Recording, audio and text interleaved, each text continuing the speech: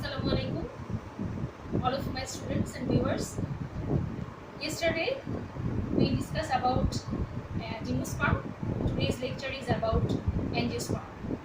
We know that angiosperm is a Greek word, and this came from two words, angion and spermos. Angion means vessel or container, and spermos means seeds.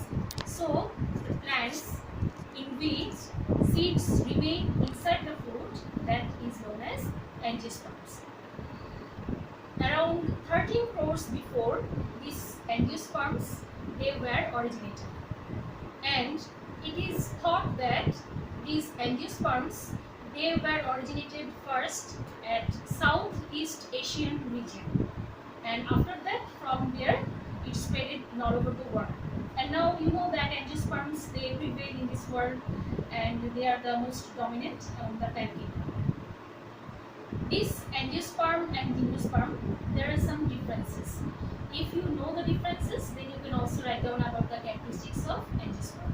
So let us know what are the differences between gymnosperms and angiosperms. Last class we discussed about gymnosperms, so you know that gymnosperms, they contain flower, but in flower there is no ovary. But in case of angiosperm, in the flower ovary is present. This is one difference. Again, as there is no ovary, so there is no fruit formation in gymnosperm, because you know that after fertilization ovary transforms into fruit, and in angiosperm there is fruit formation. Thirdly, as there is no fruit formation, so in gymnosperm seeds remain open, and in angiosperm seed is inside the fruit. There are some other differences, like as I told you before, in case of gymnosperm there is archegonium produced, but in case of angiosperm there is no archegonium. Some other differences are there also, such as in case of gymnosperm there is no double fertilization, but in case of angiosperm double fertilization is present, and endosperm is haploid in case of gymnosperm, as it is produced before fertilization, but in case of angiosperm, endosperm is triploid, as it is produced after fertilization. Also there is another difference, like in case of gymnosperm there is no vessel in xylem tissue, and there is no companion cell in phloem tissue, and in case of angiosperm, in xylem vessel is present, and in phloem tissue companion cell is present. So these all are the differences between gymnosperm and angiosperm. In case of angiosperm, it is divided mainly into two classes. One is Magnoliopsida, another is Liliopsida. Magnoliopsida means diploid plants, and Liliopsida means monocot plants. In your syllabus there is description about one monocot family, Poaceae, and another Malvaceae type of family. So before going to that lecture, we have to know about some terms which are really very important to understand about a family, and also it is important for MCQ and admission test. So let us know about these terms. In plant, we can see that there are some categories, like on the basis of stem, plants are divided into some categories like herb, shrub, trees. What is herb? Herb means small sized plants which has very soft stem. These are known as herb, such as Oryza sativa, then Triticum aestivum, wheat. So these are herbs which has very soft stem. Grass. Another is undershrub. Undershrub are those plants which are smaller than shrub, and shrub are small bushy type of plant which has woody stem, and trees are those plants which have single stem and which are woody perennial.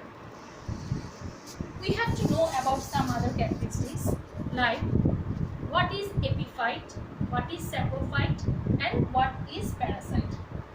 Epiphytes means those plants which depend on another plant for their shelter. That means they grow on other plant but they do not take nutrition from them. These are epiphytes. Saprophytes, you know what are saprophytes? Saprophytes are those plants which are dependent on dead organic substances, and parasites are those organisms, those plants which depend on host body. So the plants which take nutrition from other plants for their survival, they are known as parasites. We have to know about root system. There are two types of root. One is taproot, another is fibrous root. Taproot is the characteristics of dicot plant. When from radicle the root system is produced, that is primary root is developed, then branching is developed, this kind of root system is known as taproot, which is one of the important characteristics of dicot plant. What is fibrous root? In case of monocot plant, we can see that from the lower part of the stem, cluster of roots are developed which are very thin. That type of root is known as fibrous root. We have to know about the stem. Some of the examples you already know about. What is fistular stem? Fistular stem means some kind of plant contains the type of stem in which there is hollow internode. So that type of stem is known as fistular stem. In case of Poaceae family, in case of rice or as a sativa, you can see this type of stem is present which contains hollow internode. Rhizome, you know about rhizome. In case of ginger, in case of turmeric, we can see this type of underground modified stem. What is tuber? Tuber and bulb, these are also underground modified stem. Potato is example of tuber, and onion and garlic is example of bulb. All these are underground modified stem. Now we are going to know about some parts of leaf. Petiole. What is petiole? In case of leaf, there are mainly three parts. One is base, another is petiole, another is lamina. Petiole is stalk-like part of leaf. If any leaf contains petiole, that is known as petiolate. If there is no petiole, then it is known as sessile. What is lamina? The green color part of leaf which is flattened. That is the main part of the leaf, that is known as lamina. Stipule, these terms you are going to find in identifying characteristics of Malvaceae family. So stipule means when at the base of leaf there are small leaf-like structure, that is known as stipule. When we are going to learn about identifying characteristics of Malvaceae, then we are going to know that free lateral stipule is present. Free lateral stipule, that means there is small leaf-like part present at the base of leaf, and these stipule, they are laterally present, that means at both sides of base of leaf this stipule is present and they are free, they are not joined. So this free lateral stipule, it is one of the identifying characteristics of Malvaceae family. After that, we have to know what is simple and compound leaf. Simple leaf means the leaf which contain only one lamina, that is known as simple leaf. But in case of compound leaf, there is more than one lamina present. And there are some other divisions of compound leaf. You are going to find these terms in your book. Not that all of these are important for identifying characteristics of the families, but you know that sometimes these are very important for your admission test and also for exam. So let us know what is peripinnate and imperipinnate. Peripinnate leaf means when on the rachis, that is on the apex part of rachis, there is no lamina present. That is known as peripinnate. Peripinnate compound leaf. And imperipinnate means when at the apex part of rachis there is one odd number lamina present. That is known as imperipinnate. I hope you know what rachis is. Rachis is the branch of stem where leaves are generally arranged. We have to know about venation. What venation is? You have seen that in the leaf there are veinlets, there are branches. So there are two types of venation. That means how these veins, their veinlets, the branches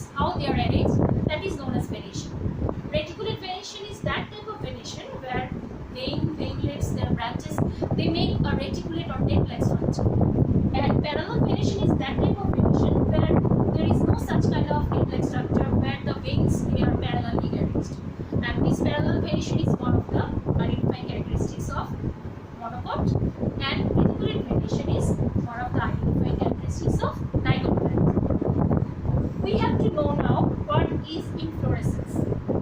All of we know what inflorescence is. This is one special kind of arrangement of small sized flower on the rachis. And there are mainly two types of inflorescence. One is racemose, another is cymose. Racemose means when the growth of the rachis is unlimited. That means when the larger or older flower grows at the bottom part of the stem of the rachis, then gradually the younger flower grows on the topmost part of the rachis of the stem. That kind of inflorescence is known as racemose. And cymose inflorescence means definite inflorescence, when the oldermost flower grows on the topmost part of rachis at the apex. Then the growth of axis becomes limited.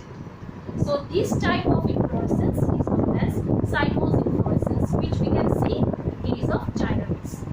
So in case of racemose, there are few other examples you're going to find, types you're going to find in your book.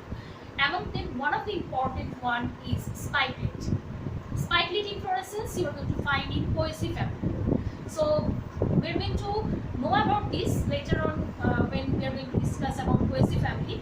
But for now, know that spikelet inflorescence is one type of racemose type of inflorescence. That means where growth of the rachis is unlimited, and here some other special structures are seen, such as there are two non-fertile bloom present, then one fertile bloom is present, which is known as lemma, and above lemma there is another part which is called pallium.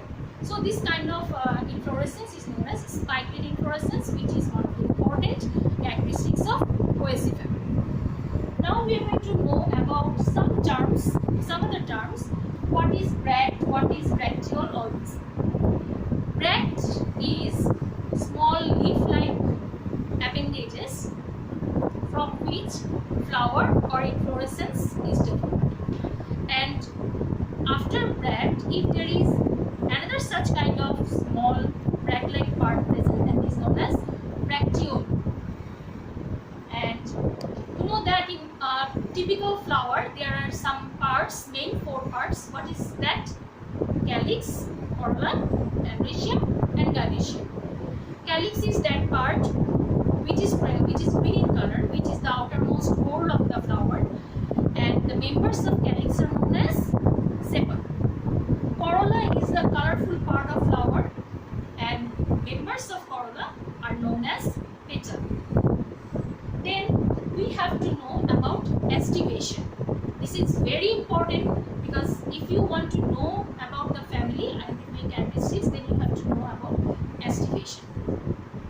Estivation means during bud stage, the members of calyx or corolla, how they are arranged. This type of arrangement is known as estivation. I'm saying it again. During bud stage, the members of calyx, that is all the sepals, the members of corolla, that is all the petals, how they are arranged with one another, that type of arrangement is known as estivation, which is of several types. Let us discuss about the types. Look at this. Here you can see that if we think that this is sepal or petal, in one it may be. So these members, all these members, they are separately arranged. This is known as open estivation. They are not connected with each other. They are free. So this is open estivation. This is known as valvate, because here you can see that in this type of estivation, the members, like it may be sepal, it may be petal, so they are very closely arranged with each other. Their end parts, they are very closely present. So this is valvate.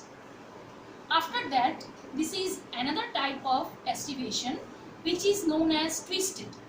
Twisted estivation means, here you can see that member, like suppose this is sepal. So one sepal, one part is inside and another part is outside. Like this way, all the sepals or all the petals are arranged. This type of estivation is known as twisted. This is known as imbricate.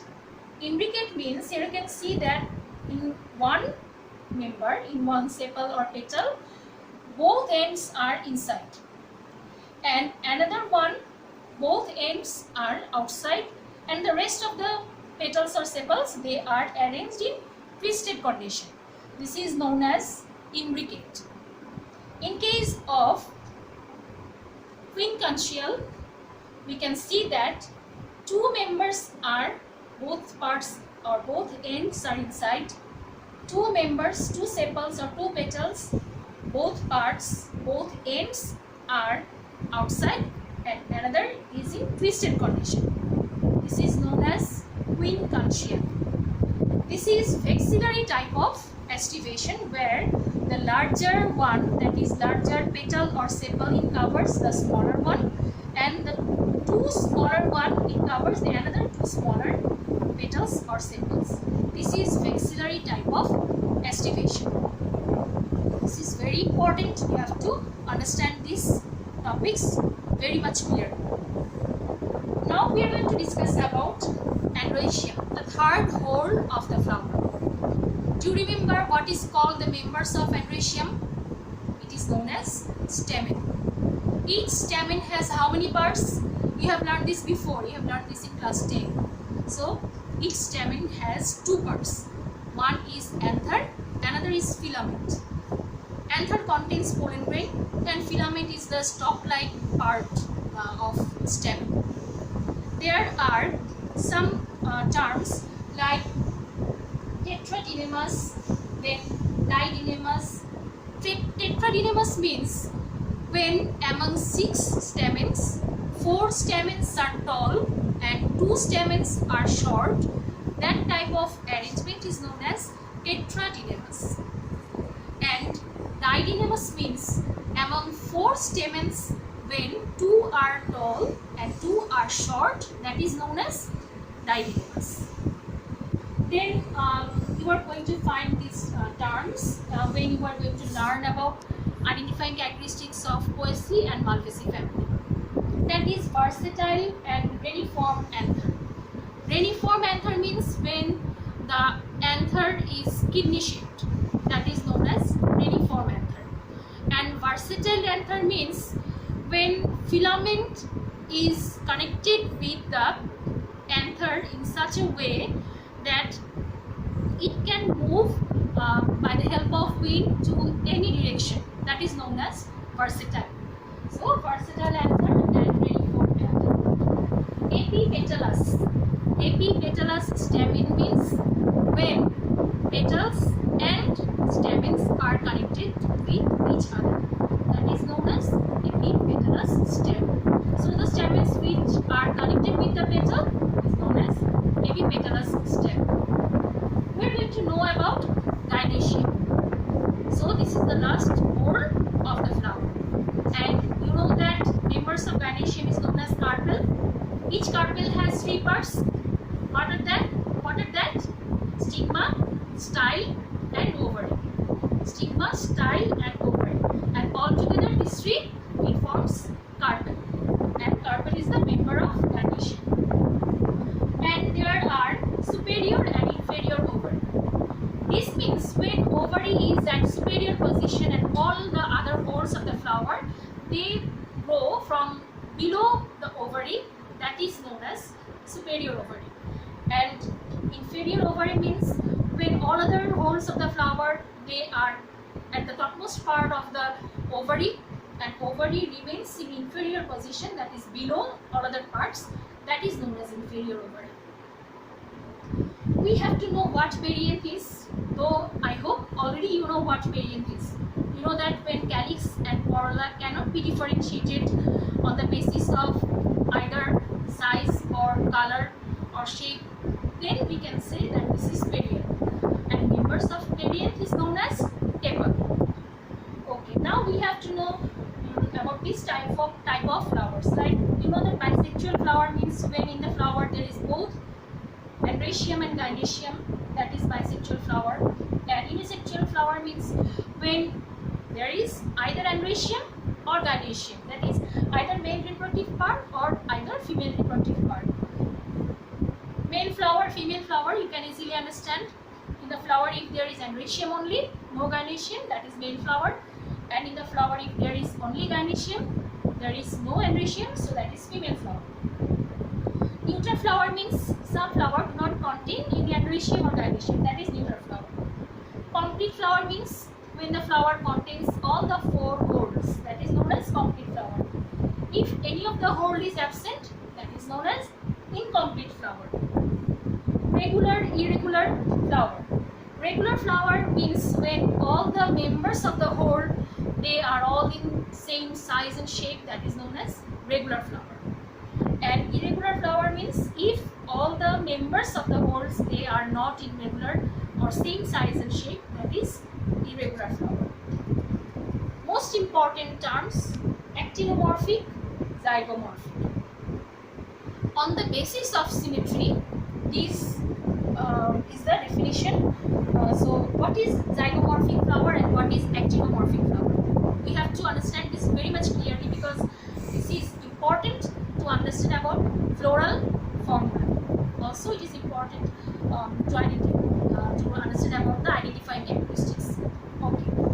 Zygomorphic flower means when a flower can be divided into 2 equal parts only once if it is divided through the center and vertically. Only once it can be divided into 2 equal parts. That is known as zygomorphic flower.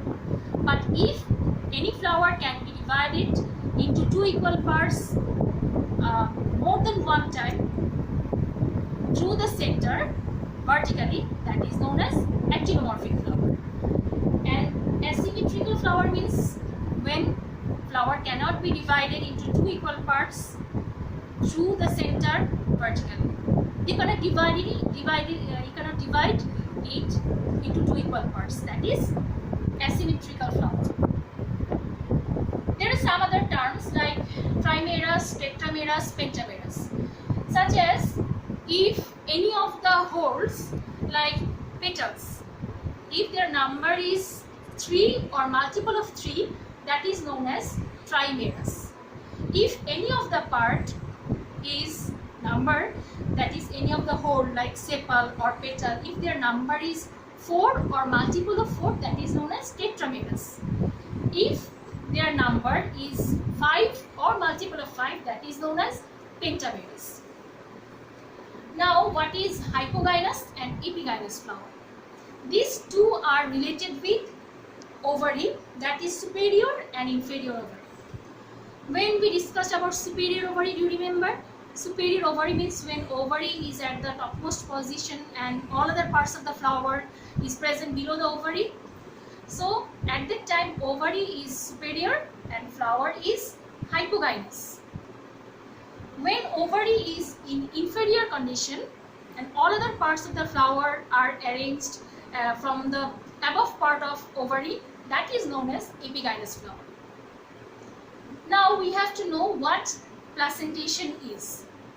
Placenta means tissue of the ovary from which ovule is produced, and how this placenta is arranged, that is known as placentation. When you are going to learn about identifying characteristics of the family, you are going to know that this placentation, it is very important to know about the identifying characteristics. There are some types of placentation. For your syllabus, it is important to know about only 2 placentation, like XII placentation, which is seen in China rose in Malvaceae family, and another is basal placentation, which is important identifying characteristics of Poaceae family. We are going to know about other terms also. Okay, so placentation, it may be of different types. This is marginal placentation. Marginal placentation means when placenta is at the margin. You can see at at the corner, at any corner, the margin when placenta is present, that is known as marginal placentation. This is marginal placentation. Second one, this is axial placentation. This is one of the identifying characteristics of Malvaceae family. Here you can see ovary is divided into many chambers and placenta is present at the center. These are ovules, so placenta is at the center. So when ovary is divided into many chambers and placenta is at the center, that is known as axial placentation. This type of placentation we can see in China rose in Malvaceae family. This is known as basal placentation, which is identifying characteristics of Poaceae family. That means placenta is present at the base. This is basal placentation. There are some other types of placentation like free central. Free central means when ovary is only one chamber and placenta is at the center, that is known as free central. There is parietal type of placentation. Parietal type of placentation means when ovary is divided into many chambers and placenta is present at the periphery wall, that is known as parietal placentation. There is another type of placentation, superficial. When placenta is present at the wall, side wall, that and ovary is divided into many chambers, that is known as superficial. Then there is another type of placentation like apical placentation. That means here ovary is divided into many chambers and placenta is present at the apex part. So these are the types of placentation, but for your syllabus, for your exam, these two are very important. One is axial placentation and another is basal placentation, which are important to know about the identifying characteristics of family Malvaceae and Poaceae. Next, we are going to discuss about floral formula and floral diagram. Floral formula means there are some signs or some letters through which we can express the number and arrangement of different whorls of flower, about gender of flower, how they are connected with each other. So all this, when they are expressed with one formula, that is known as floral formula. Some signs and some letters are used to express this formula, such as BR or capital B, bract, BR or B. BRL or small b, it indicates bracteole. You remember what bract and bracteole is? EK, epicalyx. K, calyx. When there is another calyx-like part outside the calyx, that is epicalyx. All of you know about that. Calyx. K, corolla. C, P means perianth. A for androecium. G for gynoecium. Do you remember we discussed about actinomorphic and zygomorphic flower? So this is zygomorphic flower. By this sign, plus sign or percentage sign, it indicates zygomorphic flower, and this is actinomorphic flower.